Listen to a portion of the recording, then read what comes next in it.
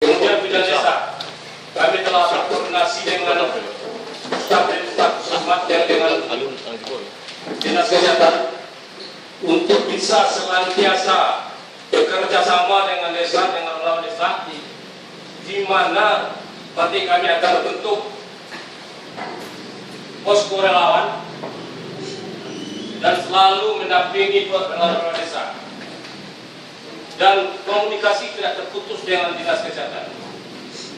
Kemudian kepada untuk agama dan untuk masyarakat, kami mohon nanti partisipasinya menengok masyarakat kita yang tidak masuk, baik itu masyarakat lokal atau pendatang-pendatang, Karang Taruna, PKK, dan terutama bagi kita, Babin Kamtibmas dan Babinsa.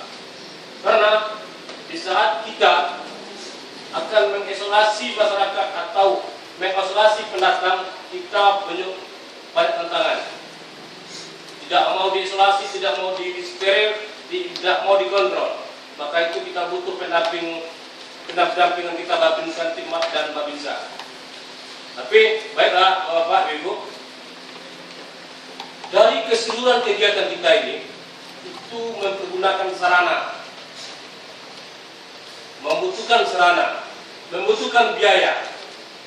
Seperti disampaikan saya tadi, seluruh biaya yang dikenakan oleh kegiatan relawan ini, apapun bentuknya, itu dibiayai oleh APBD desa. Jadi nanti kita sama-sama nanti membicarakan apa-apa saja setelah terbentuk, kita bicarakan apa-apa saja kebutuhan yang kita butuhkan untuk relawan. Seperti tadi pompa, Solo berapa kita butuhkan. Kemudian pendeteksi suhu, apa namanya itu?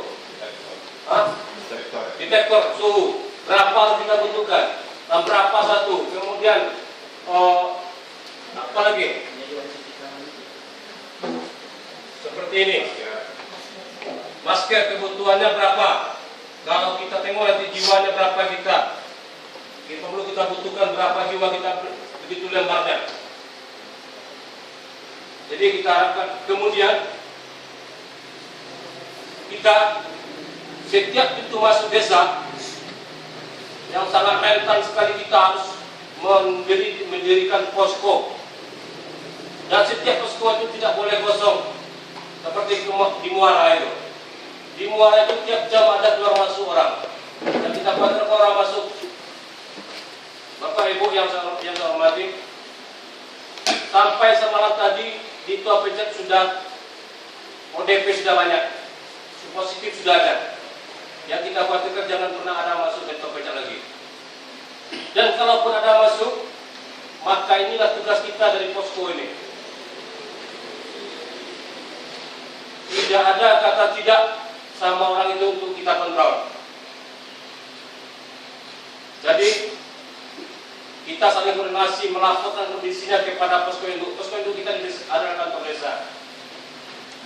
Jadi setelah kita bentuk relawan nanti, kita pastikan jadwal-jadwalnya kapan, di mana, dan di mana posko di pintu gerbang kita atau pintu-pintu masuk desa kita. Ini perlu kita sikapi nanti. Dan kita minta kepada seluruh relawan kita untuk bisa aktif memberikan informasi yang akurat kepada posko induk kita di kantor desa ini, dan berkomunikasi dengan dinas kesehatan atau puskesmas. Kemudian kita sepakati Bapak Ibu,